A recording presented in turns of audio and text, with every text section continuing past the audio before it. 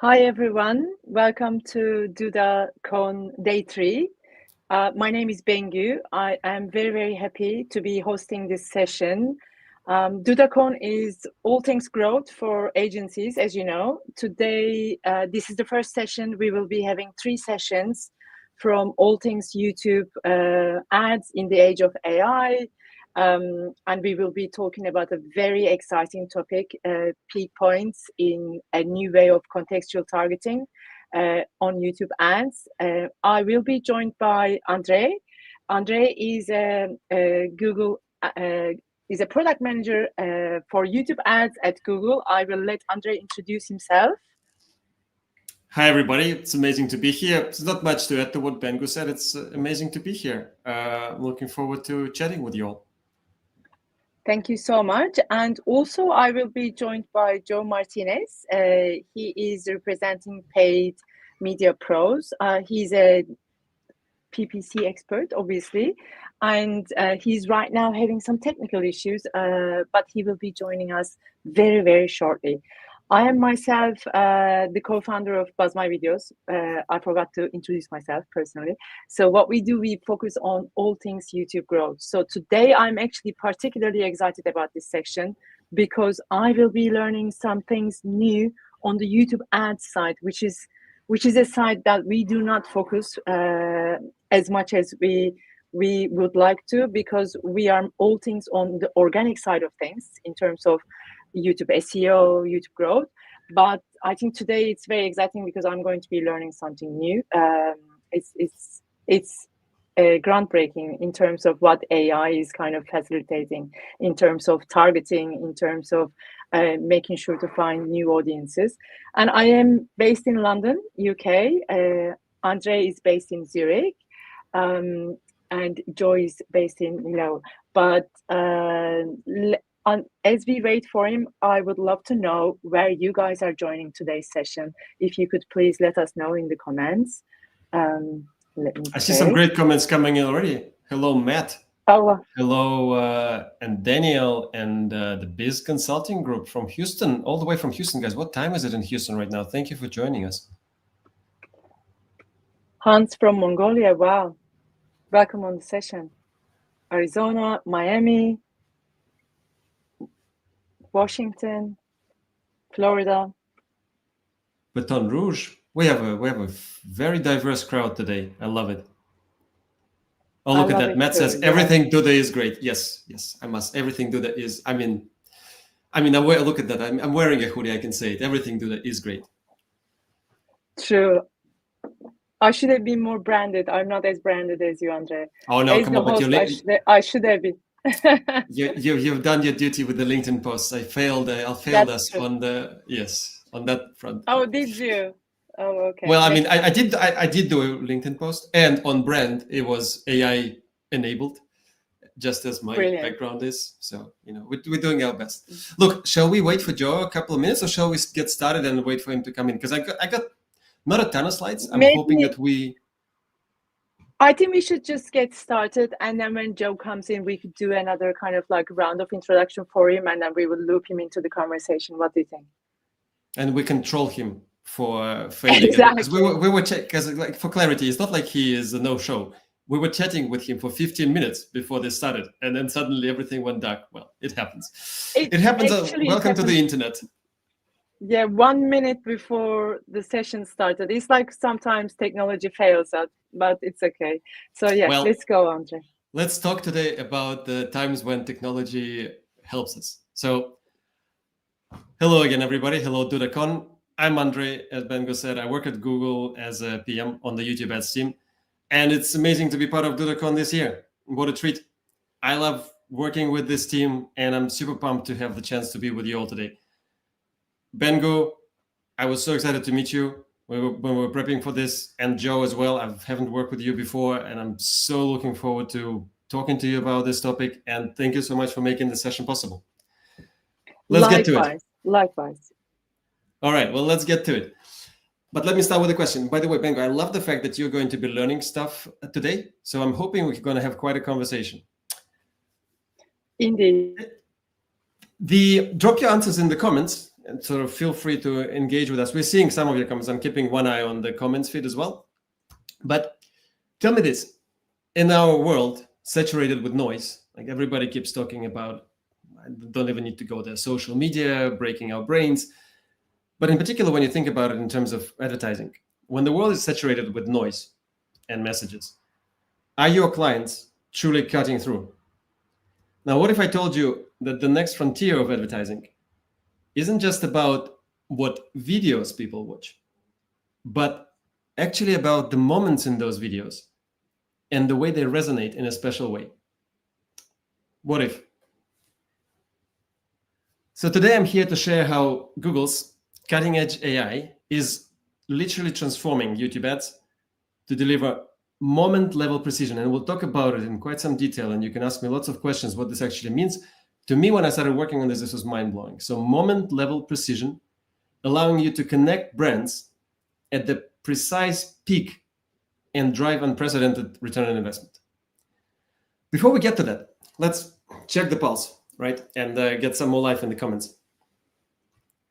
I keep asking you to engage because you know how the YouTube algorithm works. The more comments you make, the better this is going to get watched. But I'm genuinely interested. What do you think, and maybe we'll discover something new, what do you think is the oldest and the most powerful tool in a marketer's toolbox? I'll give you I'll count down to 5. I'm intrigued by this question. We should have prepped. It's not a trick question. I've asked it before, and people are yeah. And so far, people have started looking for something really niche Tricky. and modern and tricky, something that only somebody who graduated from 5 MBAs simultaneously would know. But in reality, what I'm going for is that the oldest and the most powerful tool in our toolbox are stories. Right? From the Odyssey to Finding Nemo, we're captivated by them. Just today, as I was going over the slides during my commute, it struck me that I needed to contextualize what we're talking about for you. So here's the story. Advertising has relied on broad strokes, demographics, general topics, but YouTube has such a vast content library that it literally demands more. Advertisers want deeper, more impactful ways to connect, moving just beyond just reach to solutions that truly foster strong brand association. And welcome, Joe. Welcome, Joe. Welcome on board. We were we kickstart, but we will come back to you for your introductions, I think. So yeah, because you just joined on a very, very peak moment, peak point. Indeed, I was going to thank you. I was trying to figure out how we're going to bake it into this, but that's exactly it. And this is going to be the story of today. This is what people will remember. I know, what a way to what an entrance you're making. But I was about to say, so think about this. Like, whether in terms of brands and situations and stories, whether it's Red Bull associating with the extreme adventure of a space jump, everybody saw that, right? I hope. If you haven't, look it up. It's amazing. There's BBC documentaries about it. Or it's your local bakery supporting a children's charity, right? The goal is always strategic brand association through emotionally resonant context. Sounds very complex and scientific. I'm thinking about what I just wanted to say. I'm okay, I will repeat this because I think I spent some time thinking about this formulation, so it's worth it. So the goal is always strategic brand association through emotionally resonant context. What this means in plain English is that as a brand owner, you want to be seen next to something that is you. And you can be cool, you can be passionate, you can be compassionate, you can be powerful, you can be humble. Whatever it is that you as a brand want to be, that is where you want to be seen. That is how you want to show up. And so this universal principle of making a brand part of a deeper, more meaningful story is precisely what AI now enables at an unprecedented scale on YouTube. And so we at Google will bring to you the best in AI, the best in scale through YouTube, and those two together multiply. So what we're actually doing is identifying nuanced elements within video content. And it's not just an incremental improvement. It's really a transformation of everything we've done before that accelerates our ability to deliver highly precise and effective, hopefully, advertising solutions for you. And ideally, and I'll talk to you about some of those details, and you'll understand why I'm referencing this now, the modularity of our approach enables us to reuse some of the components of the system. So this is just the beginning of our story. But I cannot talk about a discussion, I cannot talk about AI basically without making a couple of things very clear. And I wanted to make sure that this is like, even though it sounds like it's a bit of a digression, but any good story must have at least one digression, at least in my book.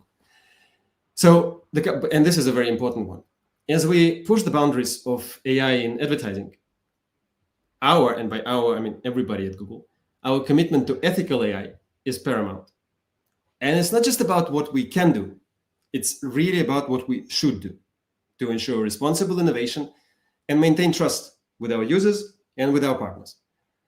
For example, our approach is based on human in the loop. So we have a robust, continuous human review process where raters validate the accuracy of our classifications. This ensures that every pick point that we identify really aligns with the intended emotion or theme, contributing to a high precision ground truth corpus that we can refine our models on. And none of this should come as a complete surprise to you, but I don't hear people talk about this often enough and stand behind their approaches to this thing. So I thought it was really important for me to highlight this. And then on top of this all, we have very high precision thresholds.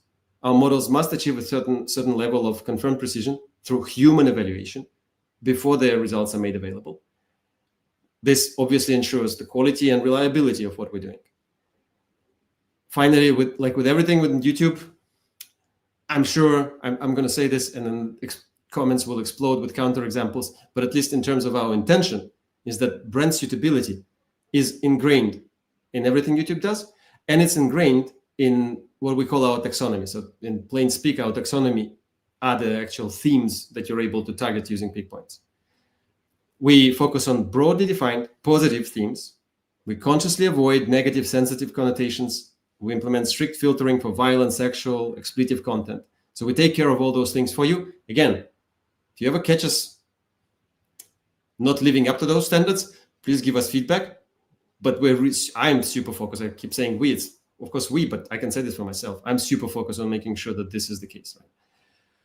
And then also, interestingly, our research indicates that for ads, I don't know if this is going to surprise you or not. It didn't surprise me so much. I was pleased to have this confirmation that so-called naturalness is several times more important than intrusiveness in determining a break timing perception. So think about this. When an ad break comes up on YouTube, how naturally it fits into the flow of, remember, the story is a lot more important for our viewers than literally any other measure.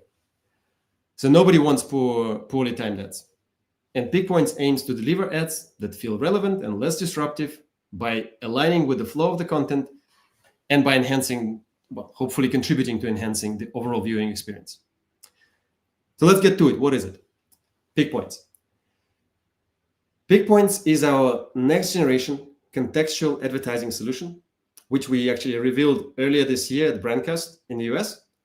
And if I'm not horribly mistaken, props to Duda, this is the second time we're talking about this in a public setting. So take it or leave it. We love working with partners that get our message out there and make it heard.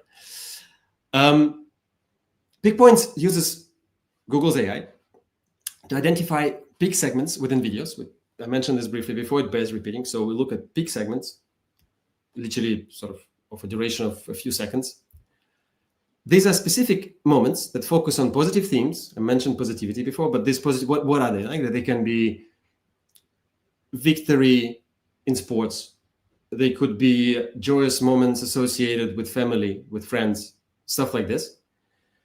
Moments that attract special viewer attention within a video.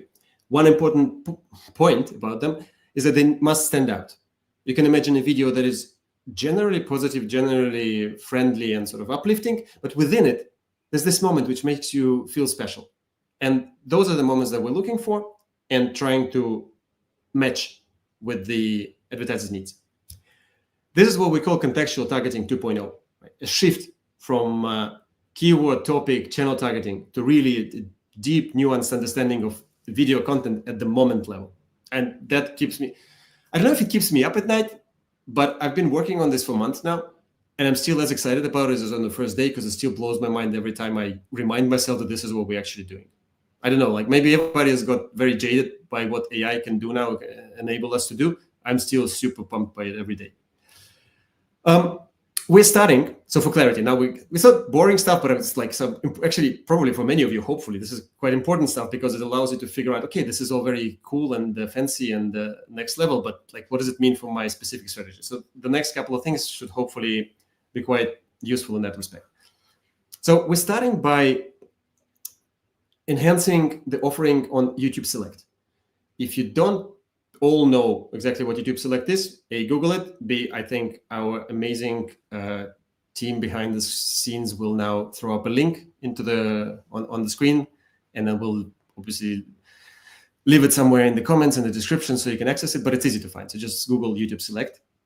And short description, it's a program for ads on high-performing videos. So it's not everywhere on YouTube, it's on a specific subset of high-performing videos.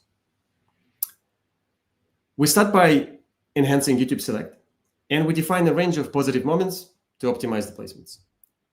Now, we lean on the existing YouTube Select sales motion and product motion, which enables us to get to scalability and give it the broad appeal that we need.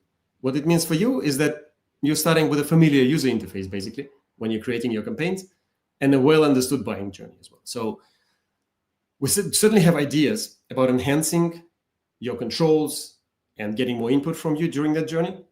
This will come.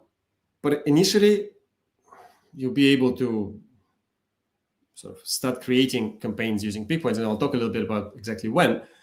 But when you're able to, sort of when access is available more broadly, it will be as easy as anything you've done so far in video ad campaigns.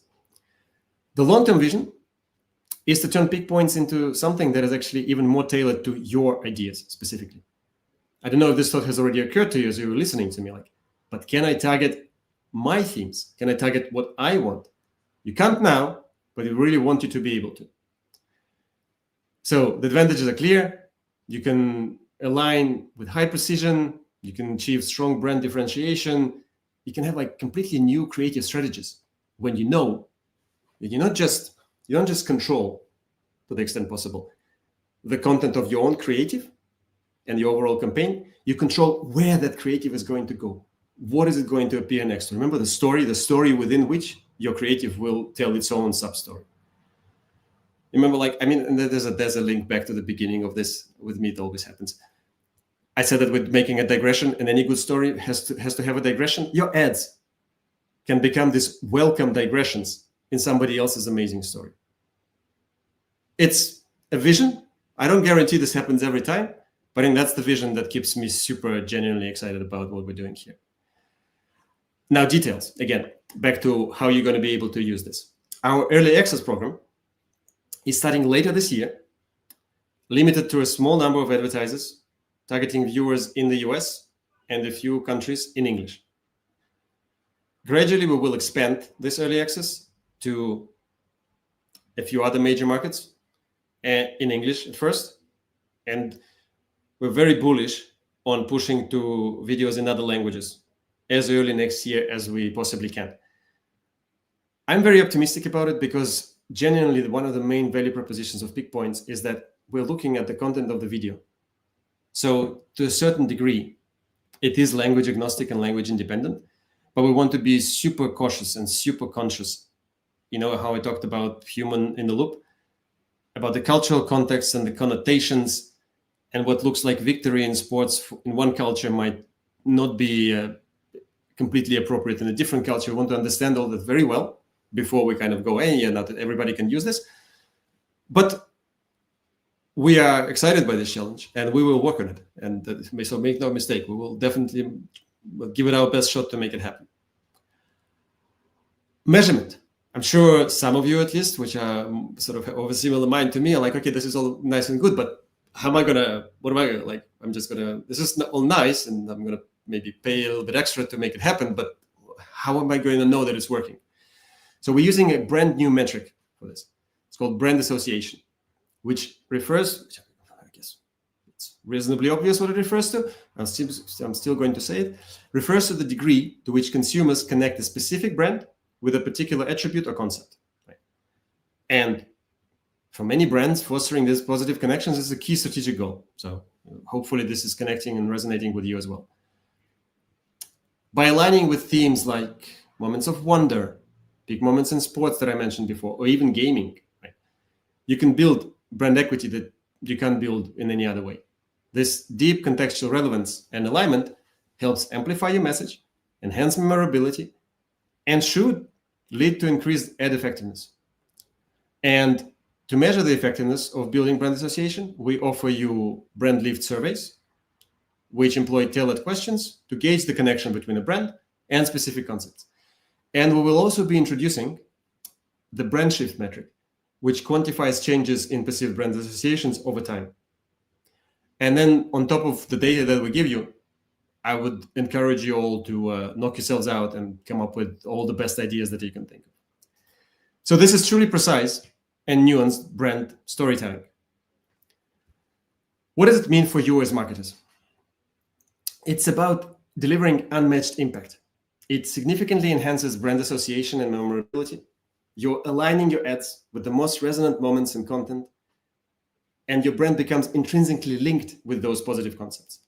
It leads to higher recall, and the connection is so powerful that some, I'm not going to say who, but some call it the epitome of branding. So maybe you can start calling it that. And this is deep. This is that deep contextual relevance that I talked about. Right? We move beyond targeting channels, topics. We allow your message to resonate profoundly within the precise context of a video segment. We provide measurable impact. Beyond the standard brand lift, we're developing the new brand shift metric, right? And we give you unprecedented insight into campaign effectiveness using both those new metrics and YouTube's existing campaign measurement. And finally, this is a premium offering. So it's positioned to deliver high revenue per ad to creators. So it's a win-win proposition, actually win-win-win proposition for everybody involved in this ecosystem. In fact, if you think about it, there's 4 wins in here because I anticipate our viewers, our creators, our advertisers, and hopefully the platform itself, YouTube itself, to benefit from this. And that's another thing that, like, on top of this technology innovation, remember when I said it's not about what we can do, but also about what we should do? When I look at it, any which angle that I look at it from, I see all 4 pillars of YouTube's ecosystem benefiting from this. This advanced system comes with challenges, and I want to acknowledge a couple of them. I mean, quality and precision clearly are paramount, right? Our goals for confirmed precision are super aggressive, and our models are rigorously validated by humans. This ensures that moments you target are exactly what you expect. Addressing user experience that we mentioned briefly and ad timing is critical. Our UX research indicates that naturalness is the most important factor in break timing perception. So we're actively experimenting with optimal time windows for ad breaks after a peak point to ensure that the ad feels integrated and less intrusive. And we, at all costs, are trying to avoid content disruption. The whole idea of the whole basic premise of this, I'm not afraid to say this, there was a bit of a misperception when we first talked about it, that this is something YouTube does to interrupt your moment.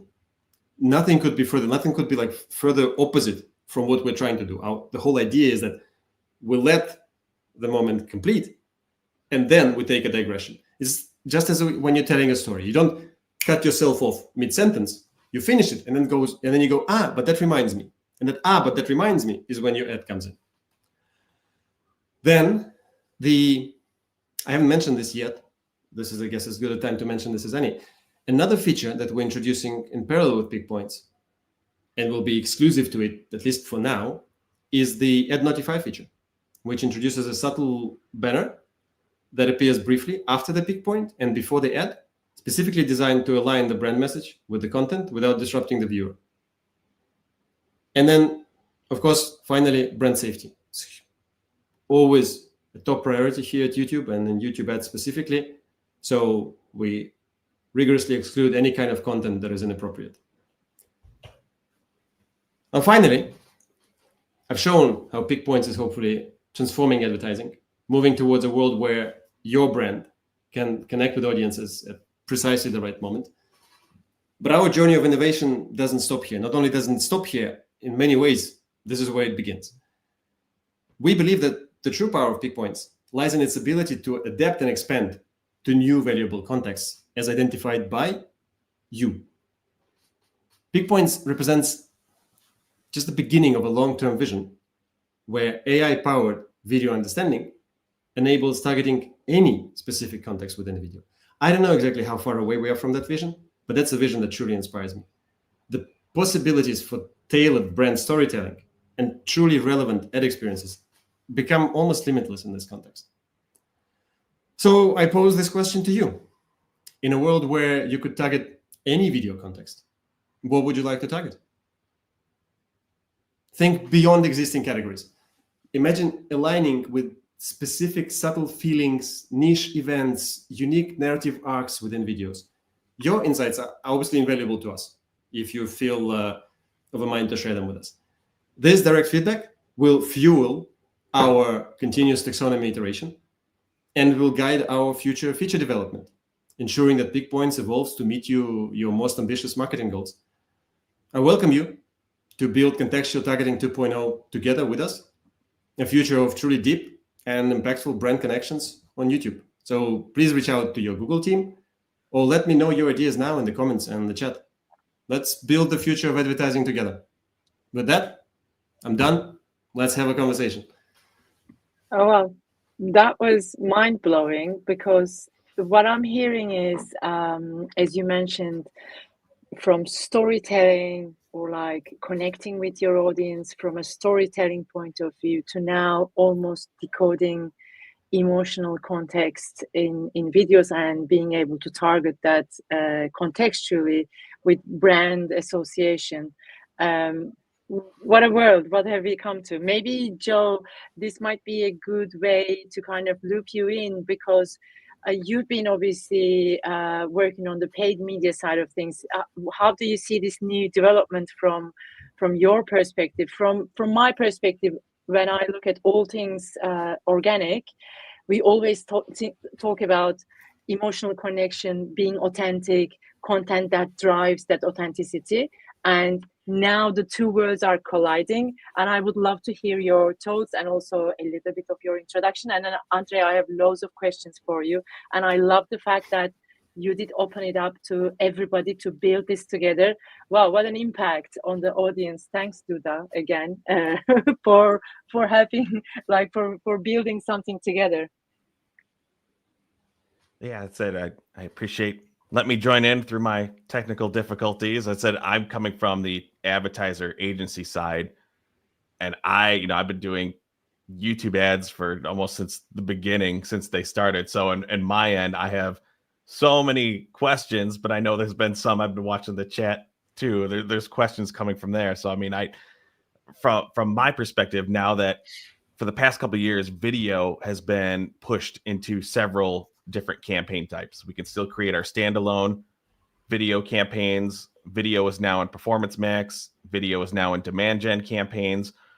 When we're thinking about rolling this type of targeting out from the advertiser perspective, where can we expect this type of contextual targeting rollout to be? Is it going to be in certain campaign types, or is it almost anywhere where we can use video targeting? Cool question. So we're talking about the buying process. You can think of it initially as if you are building a campaign for reach and you are basically using reservation ads. This is when you can choose, you will be able to choose initially specific lineups, like those in the industry understand what that means when you build, like Joe, you're probably familiar with this term. So that's basically a selection of something. It used to be a selection of channels, then it became a selection of videos. Now a lineup can also mean a selection of segments within the video. So you'll be able to use specific lineups, and that's it. That you target them like you would target anything else. Like today, you can target, for example, sports, right, or travel or beauty. So here you would come in and you say, well, I would like to target victory, or what are we calling them? Peak moments in sports, right? I would like to target peak moments in sports, peak moments in gaming.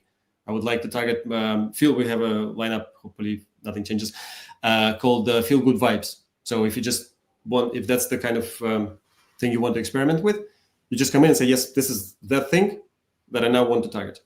And we're trying to be as undisruptive as possible in your buying process.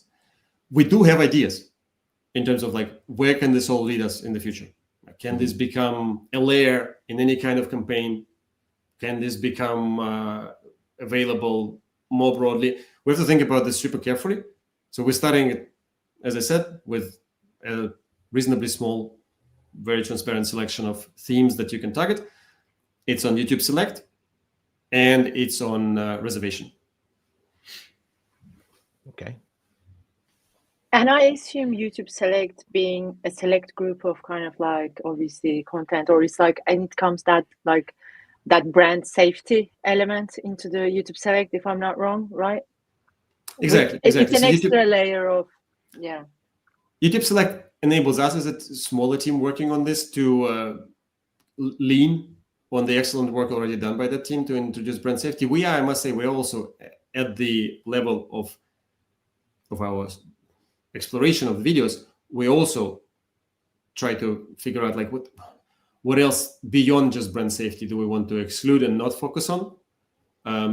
So it's not just YouTube Select filters that we're using, but it's an excellent starting point for us. Brilliant. I mean, I think the YouTube audience, or like from a viewer's point of view, ads on YouTube, in my opinion, is something like really widely accepted. Everybody's like, I think, like, I don't know. I'm comfortable with like having like seeing ads on YouTube, and I do believe it's kind of like the standard norm. But this layer of kind of, as you said, because it's a peak kind of point, it's a peak emotional kind of point for the viewer that's engaging with the content. And how do you kind of, you've mentioned that there's going to be kind of like a kind of like notification, before this comes in, and I'm assuming it's going to help with that being not that intrusive. How do you kind of see that, if there's potentially a backlash, or like is this going to be fully immersed, or is there going to be some intrusion from a viewer's point of view? Yeah, so it's an excellent question. I love the fact that we're discussing this, because it's the elephant in the room. It's what I'm pointing behind me, because there's literally an elephant behind me, but you can't see it with this background. So there's two things to note here. One, remember, human in the loop, high precision thresholds. So part of what we are looking out for is being able to determine the end of the peak moment, is being able to accurately say whatever was happening. Because remember, again, this makes our job harder, but that's why we enjoy it. If a video is all excitement and, I don't know, like I'm struggling to come up with an example. Imagine yourselves a video that is 60 seconds of pure excitement. Everybody is just running around, super happy. It's nice and very positive, and could be used for certain things, but it's very hard to determine the peak moment inside of that. Like, any moment seems to be peak. That wouldn't be a great candidate for us, for our selection. We literally look for things that, in the context of a story, reach a crescendo, reach a special moment. But then that also means in turn that we need to determine not only when that moment is reached, but also when it passes. So imagine, in the context of storytelling, you have like kind of tension building, climax, and then resolution. And then the storyteller kind of winds it down and brings it to a close. That winding down and bringing to a close is when we say, well, and now we can make a small interruption and introduce the end. So if we get it right, and we're working really hard to get it right, we're not touching the actual moment. We're coming in after it. So that's the first part. And then the second part is that, ideally, because I talked about naturalness, the fact, like we're doing ourselves, and hopefully the platform a service by doing this, because ideally the ad that comes in, it feels a natural continuation to whatever it is that was happening before. I mean, I don't want to get too far ahead of myself and reveal, because, well, Google, first of all, doesn't reveal things that are coming in the future. But these are not even coming. This is just in my head. But there's so much potential here you can think of in terms of what agencies, creative agencies, can do with this. Like that's also why I asked you, not only if you could target anything, what would you target? But also think of the possibilities that it opens up for you in terms of the actual creatives themselves and the structure of the campaigns. If you know that you're going for very specific things, you will build your creatives in a very specific, potentially different way. So these are all open. And yes, but coming back to my point, that the better we get at matching the creative with the moment in collaboration with you, with the advertisers, the less intrusive all of this becomes. And this is definitely our North Star.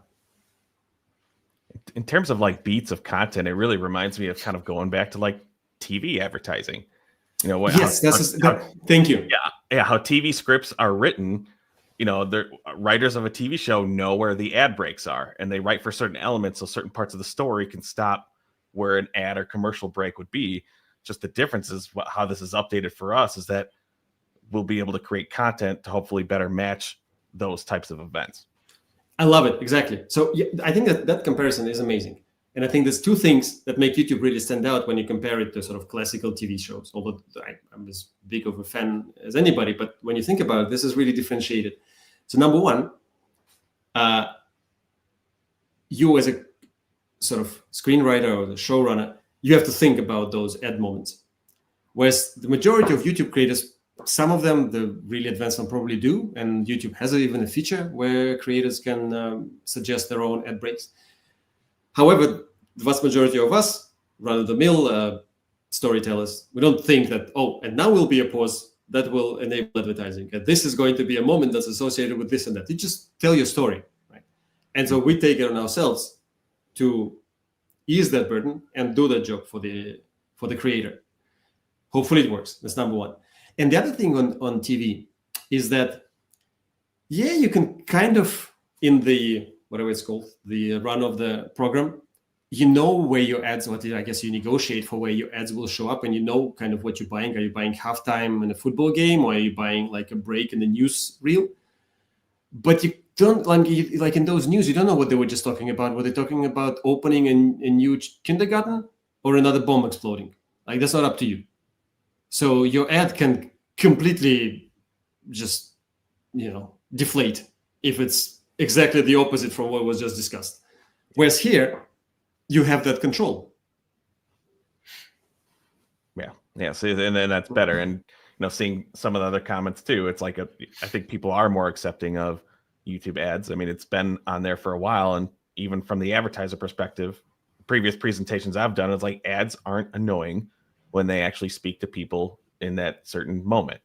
And to be able to curate the content, to pick out those placements, that's only beneficial, like you said, from those 4 points. You can see 4 people benefiting from there. It's still up to the advertiser to review those placements and fine-tune campaigns. That doesn't change. It's not going to be completely, wipe your hands free. You're still going to need that human element to it to review, optimize, and retest. I couldn't agree with you more. That's a perfect point, Joe. 100%. And yeah, I saw the same comment. And we would love to have more questions now that we're in the kind of Q&A session. But I am also thinking, you mentioned that this new product, because it's so highly targeted in a way, and it's like really very innovative, and thanks to AI, this is a premium product, obviously. And with any premium product, the expectation is obviously a premium kind of conversion, or like and how does the cost structure work with it? Is it like how compared to the standard kind of way of running ads on with YouTube? Yeah, so that's a super important question for us to discuss. Let's talk about the principles here. So yes, it's a premium product, so we expect it to cost maybe more than the average. At the same time, what are we thinking about here? Now, you can already at least understand, you will know what the pricing is going to be when it's publicly available. But even now, as we think about this, you can, if you're already familiar with YouTube Select and you've built campaigns on reservation campaigns using YouTube Select, it will be in that ballpark, and it will not be wildly different from that. So that gives you initial understanding. It is, on the one hand, just like YouTube Select is now, sort of significantly more expensive than auction, but for a reason as well, right? Because you have that level of control and you know exactly what you're getting. Because again, we anticipate, like we eagerly anticipate different ways in which people will use this, but our main goal for people to use this is to drive brand association.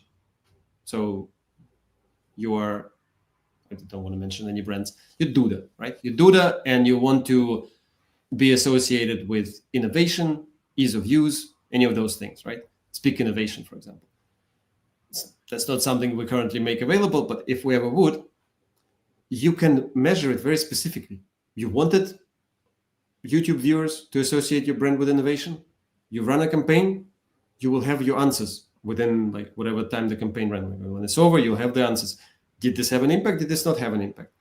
I'd say this kind of transparency and this detailed level of measurement really justifies the investment that you're making. Because not to say that auction doesn't work, but it just doesn't enable the same kind of fine-tuned focus on what we are trying to achieve. No, I love the new KPI as well. It's just like it's obviously brand new, and it kind of adds another dimension of for any business to track that affiliation in terms of like that brand association. It's like in a way it makes it easy for brands to be able to, how do you track like your innovation affiliation, right? So now there is like this opportunity where you can actually say, okay, I can actually kind of like bring it back as an affiliation back to my business. Having worked with a lot of content creators and with a lot of content side of things personally myself, I know things can also get tricky on YouTube with content creators, because what they aspire is like they aspire to get more views all the time, and more views means sometimes tricking the systems, like, you know, sometimes like finding the gaps and building on those gaps. Do you kind of like foresee any issues on from a creator point of view, where creators can actually, oh, okay, you know what, how can I make this a kind of like a peak point, or not manipulating, but like kind of like tricking the system so that they can like position their content in a different way? Because there is always challenge. There's always like it's yin and yang, you know.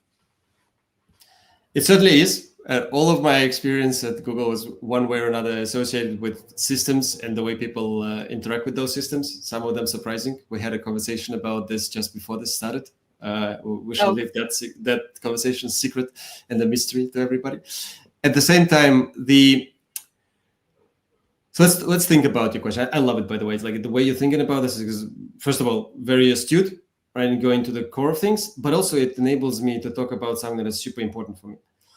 We talked about storytelling, and the way I'm thinking about this right now, if we encourage meaningful and pointed storytelling with clearly punctuated moments of climax, that's good storytelling.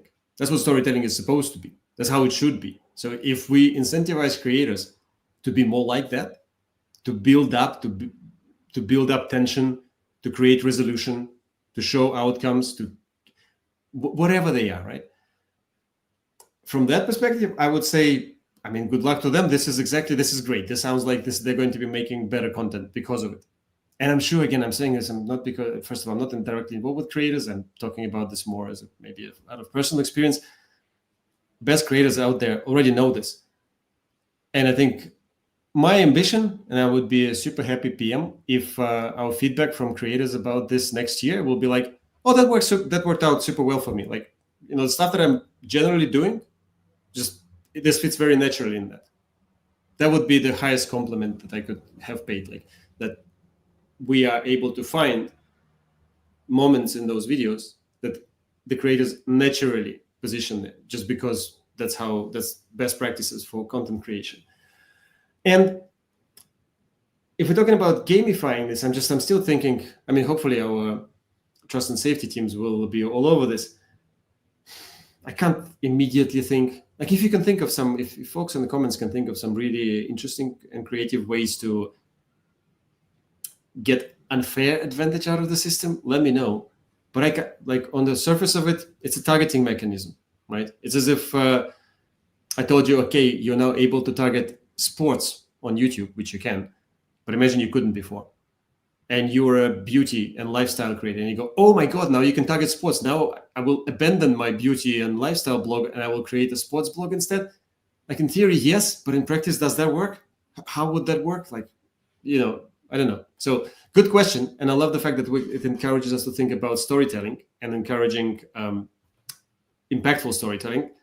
And we shall watch with attention and great interest what people try to do with it. So on you know, sometimes.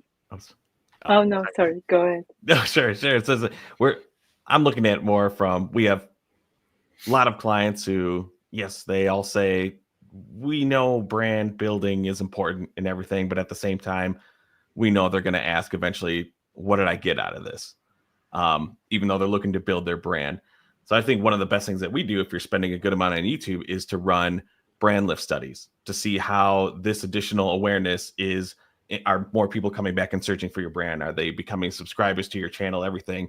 Will this new type of targeting with the reservation buys be able to be built in with a brand lift study to see how this new technology, how this new contextual targeting is impacting people's perception of your brand and your company? Yeah, Joe, love the question, particularly because it makes me think that I didn't cover this in good enough detail. That's exactly where it is going to be measured. So this brand association is becoming part of what you're able to track using brand lift. So there's nothing new you need to learn, no new system. Like the way you've been using brand lift surveys before, now you will also be able to track brand association using them. That's it. Perfect. So you get a new report, and that's all there is to it. Beautiful. Yeah. No, I see a great question from. I was going to say we can go to the yeah. No, there's a great. I was going to pull up that question as well. There's a great question for you, Andrei, if you've already seen it, so I don't have to read it. But oh yeah, perfect. It's now reflected on the screen as well. Yeah. What's your top advice for businesses? Yeah. Oh, I mean, that's a tough one because I also feel like it goes a little bit beyond my total knowledge. Let me speak about it partly from a personal perspective and partly from a professional perspective. I think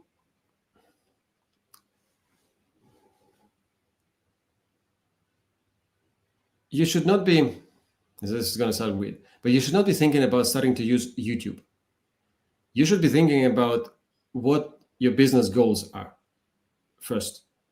And by all means, ask the various Gen AI tools to help you with that if you're just starting out. But if you're more advanced, then you know exactly what you're doing. So find the connection between what those goals are and the value proposition of the various platforms that exist, including YouTube, to achieve those goals. And I've talked about one very specific small part of what YouTube ads can do for you, for example. Clearly, there's so much more on YouTube. So do an analysis of that. What can this platform bring to me?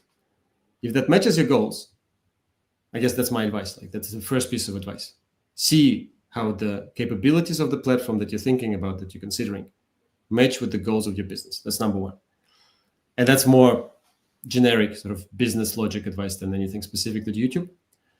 The second, a little bit more YouTube specific and closer to my professional home, is maybe consider that YouTube, and we already talked a little bit about how YouTube is different from TV in terms of control, but YouTube is also different to vast majority of other platforms, both streaming, whichever way you think about it, video streaming or content creation, or God forbid, even social media, because when you enter it, you can enter it from multiple entry points simultaneously as a user, as a creator, as a viewer, as an advertiser. And you can have an impact, or your business can have an impact in all of those ways. So if you, even there's no if here, you should totally invest in figuring out a holistic approach. So it's not just about, hey, we're just going to create a YouTube campaign with ads and see how it works. What are you doing overall? Are people talking on YouTube about your brand? Are you yourself talking about your brand on YouTube? And then are you also advertising your brand on YouTube? But then also, are you collaborating with the people that are talking about your brand? And by collaborating, I don't mean you need necessarily to have like paid endorsements. Like, are you engaging in comments on those videos or stuff like this? So my top professional YouTube advice on this is have a holistic strategy when you approach the platform. It will give you, not like if you do these 4 things, you won't get 4 times as much out of it. You'll get 400 times as much out of it as if you just enter it with one very simplistic target in mind. I see Joe nodding. I'd love to hear your perspective on this as well. Yeah, also just looking with our channel, understand. I mean, we started it before we kind of did our own thing from the advertising perspective, but it takes time. It's stuff that we have clients who come to us and want to start their own channel and use YouTube for advertising to promote their brand, promote their company. Understand it takes time. So if you're a small business and you're doing everything already within that business, from the product, the advertising, the admin stuff, that's a ton of time. So then people say, okay, that's great. Now I want to promote it with YouTube ads. I was like, great. There's a lot of, especially within YouTube Studio, it's so easy just to boost and promote a video. And we've actually seen really good success with that for clients, just building awareness to the channel. But if you're going to promote a channel where you're not consistently making content and trying to grow that, then it seems kind of counterintuitive. So if you're looking at building a YouTube channel, that type of thing, understand how much time it takes. But then also from the advertising perspective, we see plus and minuses where in-stream ads, especially a 30-second skippable in-stream ad, you're not going to pay for it unless the user watches at least 30 seconds or they watch the entire thing. So from a cost-effective brand awareness standpoint, it's great. And yes, you can drive a lot of traffic to the website, but understand if you don't have the video creative to either optimize video for shorts or just even test out different hooks, that first 5 seconds before someone skips, do you have the capability to create multiple forms of content? Because running the same video ad for 6 months straight, you're probably going to annoy people and hurt your brand more than help it. So there's so many components with it, and I could list off another 50, of should you not. But these are the things beginning wise we would say you start to think about is, do I have the assets? Do I have the time to do this effectively? Yeah, man, I subscribe to everything. Yeah. We always say YouTube is like a long-term marathon, and you need to invest time and effort. But more importantly, Joe, to your point, consistency is the key point there. Like, you got to make sure that there's content going out consistently, and you are reading the data and you're changing things in that content and improving it bit by bit. Yeah, Andrei, it still adds. Every search ad you create is not going to be great. Every paid social ad you create is not going to be great. So every video ad you create is not going to be great. It's finding out those wins, climbing the ladder one rung at a time, finding those wins and improving on them. I'm very mindful of time. I have one last pressing question, because I am curious myself as well, from a very selfish point of view. How do we get access to this? Is there a... Yep. Exactly. I was well. That doesn't work. No, I mean, to some extent it does. To some extent it does, because you guys know me now. We are looking for applications to the early access program. We are super oversubscribed already, right? So I don't anticipate, but we shall see how it goes, because again, what our capabilities are.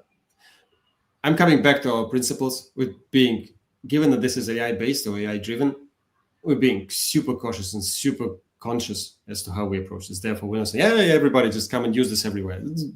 It doesn't pay when you approach it this way. That's why we're starting in small, very deliberate steps with an early access program at the end of Q3. We have a wait list. So if you have specific, exactly. So if you have specific campaigns, brands you would like to run, and this applies to everybody, again, find a way to get in touch, like either with me or through your, if you have a Google Ads manager, talk to them. They should, if they don't have the information, they're able to find it using our internal tooling. So tell them to look for pick points, and then they'll figure it out. And then, fingers crossed, my I don't know if my job's on the line for this, but it could be. So certainly my aspirations are on the line in terms of us being successful with this. If it runs smoothly and we see that it works well in English, it works well in other languages, we are super hoping to be able to open it up to general availability later next year. Wonderful. Perfect. I will definitely reach out, find that wait list, and maybe all of the people who are like the audience watching us, I'm sure they would be interested as well, and so is Joe. So I can't wait to kind of like put my hands around it and test it and play around with it, because it's super, super, super interesting, and it's actually groundbreaking, like how things come this far, and you must be, both very lucky, and also thanks for building it. Yeah, all I can say, yes, I'm certainly, I know my privilege. I wake up every day thinking about how insane it is that I get to work on this, and the kind of people that I work with. Some of my teammates will be watching this. So guys, you're the best, and girls, and everybody working on this. I love you. It's an amazing team to be working with. We're doing some insane stuff, which I can't wait to get into as many people's hands as we can. But thank you both also for hosting this, for making this discussion truly special. Our pleasure, my pleasure. And Joe, do you have anything else that you want to add, you want to ask, or as we do the closing remarks? No, it's kind of in line with what everyone's saying. I'm looking forward to testing it. So the sooner it rolls out, the better, because I know a lot of clients who would also love to use it in several other video formats. So looking forward to it.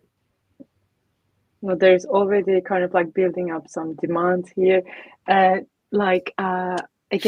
thank you so much, Joe. Thank you so much, Andrei, for your time and for this very, very insightful presentation. It was really eye-opening for me, because I've never even like how we've come from, as you said, contextual targeting, just being able to kind of put ads together with like text, and now we are being able to kind of like decode viewership, engagement, emotion, and being able to target that at that level, creating brand affinity. It is super interesting, and as a person who deals with a lot of original content, a lot of content marketing, I think there is a huge opportunity on the ads side of the business. So this is actually kind of like making me kind of like transition a little bit our business as well. Okay, what can we do on the ad side of our business? Are we not doing enough? So definitely eye-opening. It was an eye-opening. If I can say one thing, Bengu, you know why I love what you're saying? Because people who know me and who are probably already sick of me talking about this, I will just make this one final point. This is exactly what I'm talking about when people start talking to me about AI taking our jobs. This is this one small conversation which ends with a human being saying, oh, but this is an opportunity. We could do more new things. Like, yes, thank you. Exactly. So that's it. Perfect. Mic drop. Yeah, brilliant. Like exactly, mic drop. So thank you so much, both of you. Thanks, Andrei. Thanks, Joe. And the next session at DudaCon is going to be about e-commerce. It's going to be hosted by my very good friend Pınar Ünsal. She's coming from Google. We used to work with her at Google, and now she's heading up some advertising stuff at Amazon. It's going to be super interesting. I'm definitely going to be tuning in. And as you said, yeah, let's build together. As it's just like giving me more entrepreneurial kind of hype, this session in terms of like building on the Google YouTube ads side of the business. Thank you so much, everybody. If you have any other questions, I think maybe you should just put them to Duda. They're going to send them over to us. Thanks, and have a good evening.